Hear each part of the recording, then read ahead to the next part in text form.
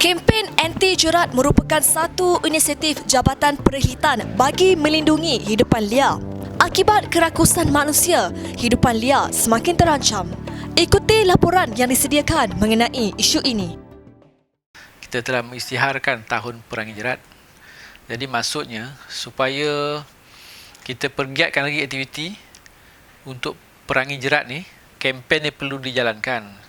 Disebabkan seringkali kita buat operasi dalam hutan. Contohnya kita buat survey hidupan liar kan, ataupun buat inventory hidupan liar.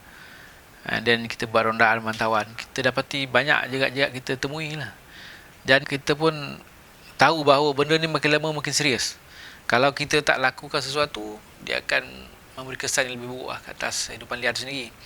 Kemudian banyak juga kesan-kesan kita jumpa ni, kita macam hidupan liar yang kena jerat tu terbiar gitu je. Ada yang mati tergantung, contohnya kan. Kemudian ada yang mati kena jerat. Dia satu kaedah pemburuan yang paling mudah.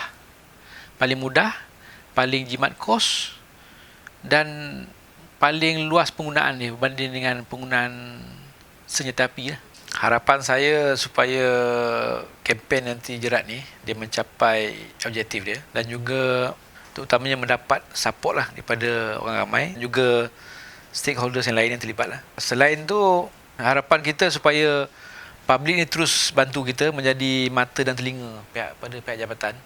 Kalau ada kes-kes yang ataupun aktiviti yang kita mencurigai lah berlakunya pelanggaran akta ni, inform terus pada pihak jabatan lah. My responsibility there was to govern and to look after the hospital staff, to look at the animal breeding, management membiarkan, look at all the health problem, then have diet sheet that have been put in makanan, what are the type of makanan, and I have to also do sedation of animal, tranquilizing. And pada masa sekarang, for the last 20 tahun, the trapping of or illegal trapping of haiwan liar is increase, bertambah, sebab banyak hutan akan di-clear untuk development, and masa banyak hutan keluar, ada yang haiwan liar dia keluar, and there is an opportunities people daripada dalam negeri dan luar negeri, daripada Thailand, Vietnam, Cambodia, dia masuk dalam hutan untuk hunting. How do I feel means macam bila kita pergi ke sana, we tengok di pinggir tempat je lah. Whether it's easier for us to work, atau we have to go to a jeep to deep into the forest. Dan ada juga yang berjalan berkaki-kaki dalam hutan, and then must take barang kita, and then bawa itu haiwan kepada Bila kita sebut pasal jerat dan perangkap ni, ada orang yang salah anggap, kata ini kerja-kerja yang menyiksa binatang.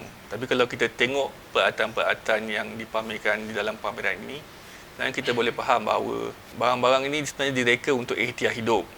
Sebagai contoh, kita tengok peralatan daripada segi peralatan memburu, kita boleh tengoklah. Contohnya serampang, lembing, tombak. Saya rasa definisi jerat dan perangkap itu boleh kita perhalusi lagi lah. Maksud saya, untuk aktiviti menjerat dan merangkap binatang yang dilakukan secara tradisional dan untuk urusan-urusan ikhtiar hidup ini, saya rasa benda itu tak perlu kita letak dia sebagai satu aktiviti yang perlu diharamkan.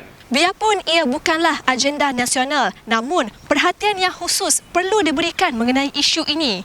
Jika impaknya terkesan pada hari ini, ia bakal dirasai oleh generasi mendatang.